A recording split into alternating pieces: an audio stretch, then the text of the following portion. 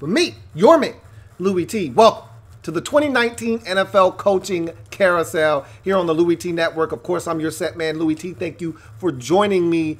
8 NFL franchises were looking for new head coaches at the start of this carousel. 6 have gotten off and found their guy. 2 remain out there searching as the continued search for the right guy for the job. You don't want to be doing this over and over again, so you want to make sure you get it right. 2 teams are still looking, but of the 6 that have found their guy are the Jets, the Packers, the Cardinals, the Bucks, the Broncos, and the next team we're going to talk about in the Cleveland Browns.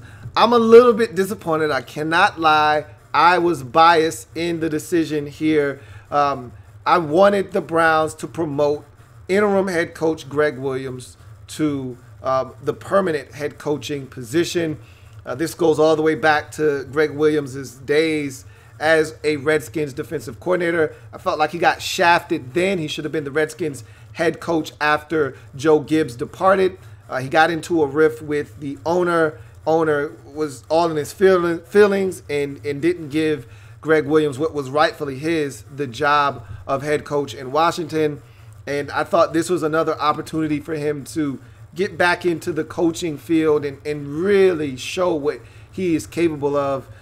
Those first couple of opportunities to be a head coach didn't go as planned, but this might have been the time that he finally was able to get over the hump. And this was a really good opportunity in Cleveland, and I thought he was able to take that team that was trending in the wrong direction after the firing of Hugh Jackson and really start to play good football. They went 5-3 in his 8 games as head coach, and I thought he deserved an opportunity in Cleveland. But what I really found out as I dug deeper into this whole situation was that he was third in this race, and I thought it was going to be between him and who ultimately got the job, the ex-offensive coordinator, now turned head coach, Freddie Kitchens. I thought it was a 2-man race. It really was a 2-man race, but Gregg Williams wasn't one of those 2 candidates. It was really between Freddie Kitchens and Vikings offensive coordinator Kevin Stefanski, who just got the job in Week 15 after they got rid of their offensive coordinator in week number 14. So I really am fascinated by the Browns' decision-making here.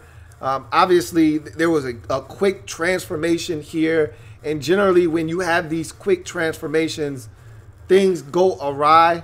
But then again, you never know. I mean, this guy has put in his time in the league, so it's not like he is unprepared for this opportunity. It just came so fast. I mean, he went from being a running backs coach to an offensive coordinator in the span of 1 week, and then 8 weeks later, he's now a head coach. And so it was a quick turnaround for Freddie Kitchens, but here we are, Kitchens, the next head coach of the Cleveland Browns. And it's remarkable where he's come from. This is a guy that has a tremendous background, played college football, and was the quarterback of the Alabama Crimson Tide for a 4-year stretch, and also has been around the league. He's got his start in this league as a coach under Bill Parcells, so he's been around a number of different coaches. He's been under Nick Saban, so this is a guy not unfamiliar with opportunities under really bright and smart coaches, and so some of that is rubbed off on him, you would like to think. And here's an opportunity for him now to be his own guy in terms of a head coach. And it's interesting to see how the dynamic between he and Baker Mayfield, because honestly, when it's all said and done, I think that's why he got this job. He was able to kind of forge a bond with Baker Mayfield over that 8-game stretch being the offensive coordinator. The offense took a huge uptick when Freddie Kitchens took over, and they really started to hit their stride. They started to score points. There was a fluidity. Baker Mayfield looked a lot more comfortable. You could see why he was the #1 overall pick in the 2018 NFL Draft, and a lot of that had to do with Freddie Kitchens as the play caller. So that was impressive to the Browns organization. He's a very likable guy. If you watch any of the press conference, he's very funny. And so he seems like a guy that's easy to get along with. I think he has really won that locker room over as well. He's already won Baker Mayfield over. And that's a huge part. And don't ever mistake the situation with the quarterback and the head coach dynamic. Don't ever fool yourself into thinking that that doesn't matter. We just saw a coach with tenure in this league fired because he didn't get along with a franchise quarterback in Aaron Rodgers. We saw Mike McCarthy be shown the door. Had he had a better relationship with Aaron Rodgers, Mike McCarthy would still be in Green Bay right now. But that was a tumultuous relationship. It was fractured, and one had to go. Obviously, Aaron Rodgers isn't going anywhere, so the answer to that ended up being Mike McCarthy being given the pink slip. So don't think for 1 second. If you look at all of these hires, and I kind of made mention of this when I talked about the Denver Broncos hiring Vic Fangio, it's not a coincidence that you look at all of these young quarterbacks that have come into the league, and you're looking at all these new head coaches that are being hired to coach these young quarterbacks, and they're all offensive-minded guys that get it, that they hope are able to forge relationships. Everyone's looking for that Drew Brees, Sean Payton type of relationship with that quarterback head coach bond that is unbreakable, that kind of lasts for a decade plus. Everyone's looking for that. That's what everyone's trying to attain and strive for. And you want your young quarterback married to a young offensive mind, and you saw it with the hiring of Cliff Kingsbury in Arizona. They're hoping that he can right the ship with Josh Rosen.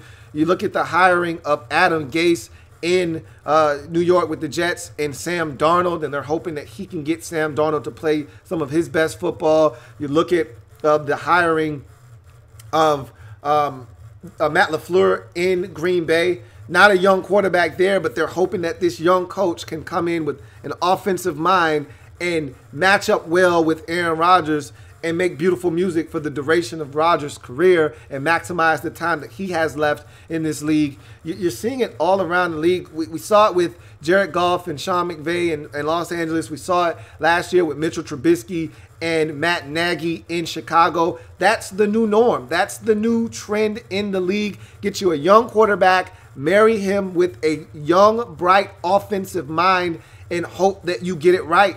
And the Browns are taking their shot, and they're calling their shot here with Freddie Kitchens being promoted from offensive coordinator to head coach. Again, little disheartened by the fact that my man Greg Williams didn't get the opportunity, but that means something else is out there for him. We'll see where he goes. And remember, the word out on the street initially was if he didn't get the job as the head coach, he would stick on as defensive coordinator. But I don't know if Freddie Kitchens didn't want him to stay on staff or if the Browns organization thought it wasn't a good situation, that the guy that was the interim that had an opportunity didn't get it and would remain there. It just seemed awkward, so they just wanted to wash their hands of that situation. I don't really know what to make of that whole situation and why he's not still in Cleveland. I guess it could be a little awkward that you used to be the guy, now you're not the guy, and the guy that was under you is now over you. That could be some kind of a dilemma. So I get where that could play a part in why Williams is not there. In any event, I love the fact that there's a relationship that was able to be built, and there's a foundation there between Kitchens and Baker Mayfield. Now the question is, how does Kitchens handle the entire team? He's never been in control of an entire 53-man roster. He's never been the guy pulling the strings. He's always been behind the scenes. He's always been a positional coach. He's never really been in this position. And again, it's not like this guy was an offensive coordinator elsewhere. This guy has always been a positional coach, whether it's running backs or receivers or what may have you. He's always been coaching a small group of guys on a larger team, on a teams, and been in a smaller room, 5 to 8 guys in a room instead of the much larger scope of 53 guys in the summer, 90 guys that you're in control of. This is going to be a challenge for a guy that just 3 months ago, 2.5 months ago, was a running backs coach. Okay, so there's going to be a nice transitional period here, but I hope that we see much of what we saw with Kitchens the last 8 games of the season. I hope that transfers and bleeds into 2019, and he's able to build off of what they were able to do in building momentum towards 2019. Because as you see the title of this video, the kitchen's full. All right, kitchen is full. There are a lot of ingredients in this kitchen. Whether you're talking Mayfield, or you're talking Chubb, or you're talking Johnson, or you're talking Landry, or you're talking Jannard Avery on the defensive side, you really started to see some really good play out of Jabril Peppers. We know Denzel Ward. I was wrong about Ward. He's a damn good corner, and that's a cornerstone.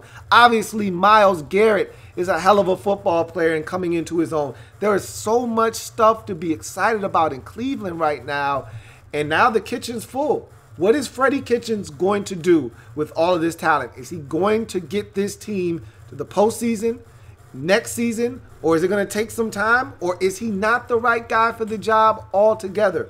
We're going to find out. But the pros, obviously, the experience that he had with Baker Mayfield calling plays and the success that was achieved gives you hope that this is the right guy for the job from an offensive standpoint, that he's going to be able to get the most out of this offense and maximize the potential of Baker Mayfield. Another pro, this guy is an NFL lifer. He's been in this league for over a decade. He knows the ropes. He has put in the time. He should be ready for this opportunity.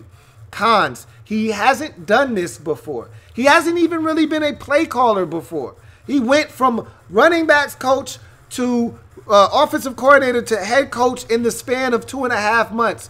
All of this is brand new to Freddie Kitchens, and so you're basically throwing this guy to the fire. But if anybody seems like they're ready for an opportunity like this, listening to him talk, it's one Freddie Kitchens. I'm excited to see what he does. Still disappointed that Greg Williams didn't get the opportunity to be the guy in Cleveland. I'm glad they didn't bring an outsider in Kevin Stefanski. That would have definitely been the wrong move. And I don't know, Kevin Stefanski could end up being a hell of a coach. He's going back to Minnesota to be their offensive coordinator. He could end up being one hell of a coach in this league someday, but I don't know if he's the right man. Right now, what you want in Cleveland is continuity. You want a guy that knows the building, knows the players. You want to keep this within. It had to be Williams or Kitchens in my estimation. Really wanted it to be Williams, but it's Kitchens. He's got the rapport with Baker Mayfield. We'll see what happens. I'm anxious to see how this marriage goes in Cleveland. I'm your man, Louie T.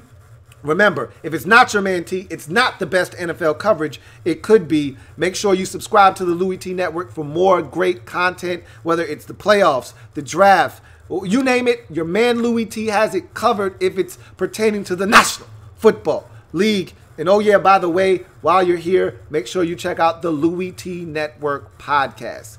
It's available on as many platforms as you could think of: Stitcher, iTunes, Google Music Play, TuneIn, the website louietnetwork.net. Check it out, Louie T Network podcast.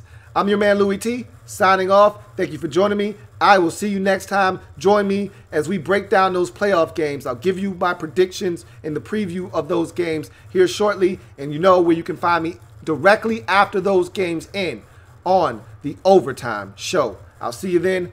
Have a good one.